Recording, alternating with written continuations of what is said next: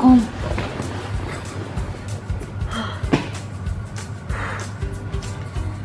בדיוק עכשיו סיימו לתקן את המזגן. עזבנו כבר בערך 4 שעות. עכשיו זה כמעט 40 מעלות. וחם. אני גם בהיריון.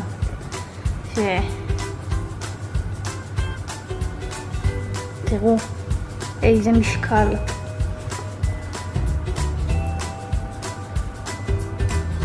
ככה 40 מעלות, אישה בהיריון. אני לא באמת מתפקדת כשחם לי, ככה שזה היה סיוט.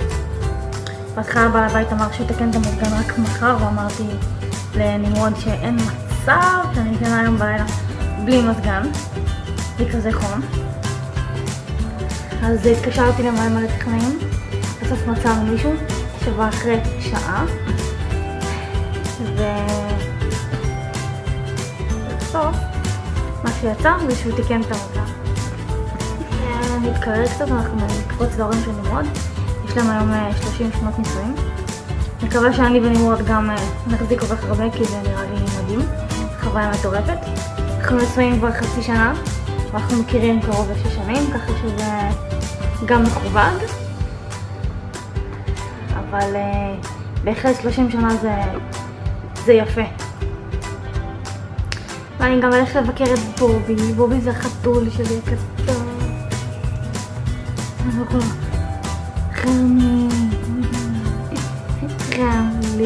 חם לי, חורף, גשם, קר, בשמיכה, פוך. מי האנשים ההזויים שאוהבים שמש? עכשיו במסעדה מנסים לבחור מה לאכול, זה השלב המאגר. אתה לוקח? בדרך כלל לוקח משהו כמו 7 ל 10 דקות לבחור מה לאכול.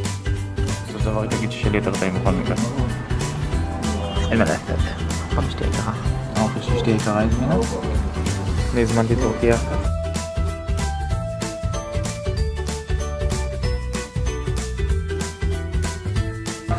שלום! שלום, פולי!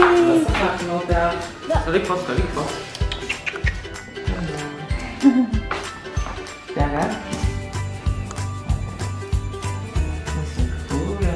שבי. 1 2 3. זה עלובה. עלובת חיים, זה מה שאת. תכופי יותר למטה.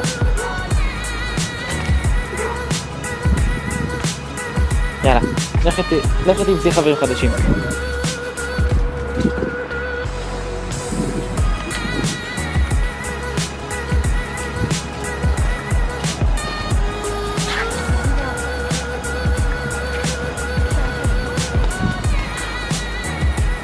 שלוש, 2, 1. חבר.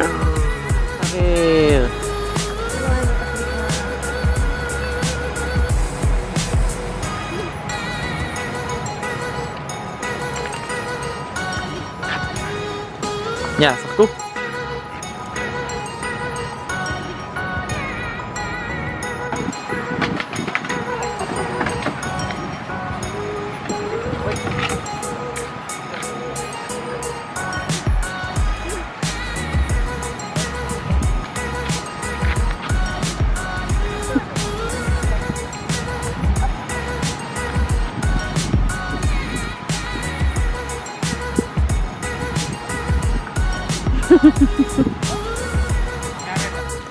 שלום בחור קטן חמודי. אתה רוצה להגיד משהו למצלמה? מה אתה רוצה להגיד למצלמה? מה זאת אומרת? מה אתה נותן לי לנקחות? בום. מה? מישהו בא ואמר לך בובי, אתה יצור מכוער. שלום. מה זה פה? פה. די, ממש חמוד.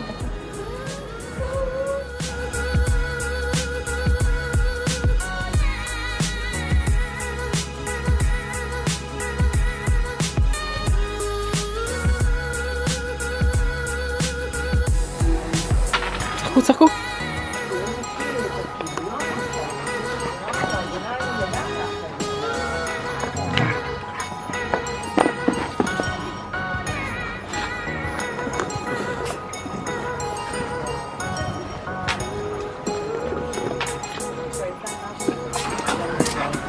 שהציפורים מיני. זה התחיל בזה שמצאנו אותו ליד גורים קטנים אחרים, אחים שלו. בני 3-4 ימים מצאנו אותו משהו כזה? כן, פה שכל קרוב ליד הבית של ההורים שלו, בחנייה. ראשים כרותים, והוא איכשהו שרד, הוא מתחת מאחורי השיחים, בכה, שמענו אותו ממש בקושי ילד, ולקחנו אותו לבית של ההורים, שזה המרחק הליכה של דקה, ורצינו להעניק אותו עם מזריק כזה קטן, שהיה לנו בבית. להורים שלי אותו, נכון? בזמן שניסנו לתת לו לאכול, אז הוא התעלף בידיים שלנו איזה 4 פעמים לפחות. הוא התעלף 4 פעמים, כמו שהיא אמרה, והיינו די בטוחים שאין סיכוי בכלל שהוא יסוד. איך אתה כזה מתונה? האמת, כל וטרינר שלקחנו אותו ואמרנו שהוא לא ישרוד, שהוא ימות, ושכל הכבוד לנו שאנחנו מטפלים בו. אז די דאגנו, וכל דבר הכי קטן שראיתי שיש לו, אז רצתי איתו לווטרינר. בכל מקרה, קראנו באינטרנט איך לגדל אותו, כולה לנו מושג לגדל חתולים. אז גילינו שאנחנו צריכים כל שעתיים להעניק אותו, שאנחנו כזה, מה, אין סיכוי בכלל. צריך לחשב פשוט כמה מיליליטר הוא אמור לאכול ביום. כזה כמו סימילק של אשכרה תינוקות אמיתיים, אז רק לחתולים, לגורים. אז היינו מנקים אותו כל שעתיים במשך כמעט חודש. כל שעתיים להעניק. חודשיים אפילו. משהו כזה, טיפלנו בו, כאילו, הוא היה פג. הוא התפתח ממש לאט, כי הוא לא התפתח עם אמא שלו. סלום, גור קטן שלי. ואפילו הגענו למצב שדוד שלי מתחתן, ושמנו אותו איתנו באוטו. אז כל איזה רבע שעה באנו לבדוק אם הוא בסדר, אם צריך לשתות, לאכול, שרד את זה. והכי חשוב, אנחנו נספר לכם למה זה בובי בעל חצי הזנב. אז ככה, זה התחיל בלילה שבין רביעי לחמישי, מ3 בבוקר, רעמים בחוץ. באיזה 3 בבוקר אני שומע פתאום ילדות, אני סתם ידעתי שזה בובי, כי אמיל הפסיקה לילד כמה ימים לפני, ושמו אותו בחדר שלידינו, חדר אורחים כזה עם שטיח ועם דלת הזזה. אז פתחתי את הדלת הזזה בעדינות, כי חשבתי אולי יכול להיות שם.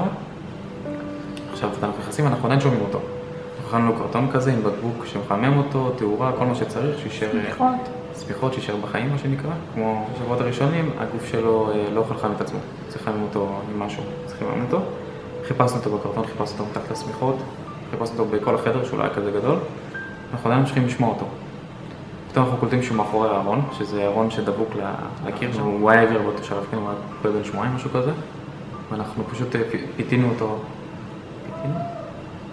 גרם לו לצאת משם?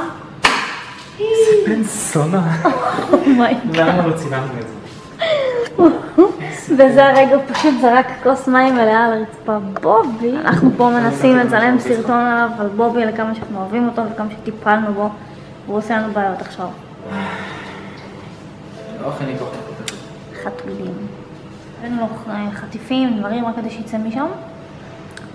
מה שקרה, שנמרוד שם לב פתאום שהזנב שלו חתוך. ומדמם. ורואים את העצם. וזה זנב כזה פיצי, כן? הוא היה בן 2 בקושי, אז הוא באמת לא בכה בגלל זה, מסתבר, הוא פשוט הלך לאיבוד. כן. כי כשהלכנו לווטרינר יום אחרת, הוא אמר שהוא לא מרגיש את זה כבר, זה כבר קרה בעצם. וחיכינו איזה 2-3 עד שזה יכולנו פשוט להוריד את זה. כן, האמת שאפילו עד היום אין לנו מושג איך זה קרה, או בגלל שהוא קפץ מהארגז וזה היה קטן, אז אולי הוא שבר ככה את הזנב, או בגלל שהוא נתקע מאחורי הארון, לא יודעת, תעלומה. אולי אני פתחתי זה עליו, אני לא יודע. לא יודע, בכל מקרה, הוא בריא ושלם, זה מה שחשוב, והוא שרד את האימה הזאת. כן, ואחרי כל מה שעברנו, אחרי כמעט 5 חודשים שגדלנו אותו, מסתבר שאני אלרגית לחתולים.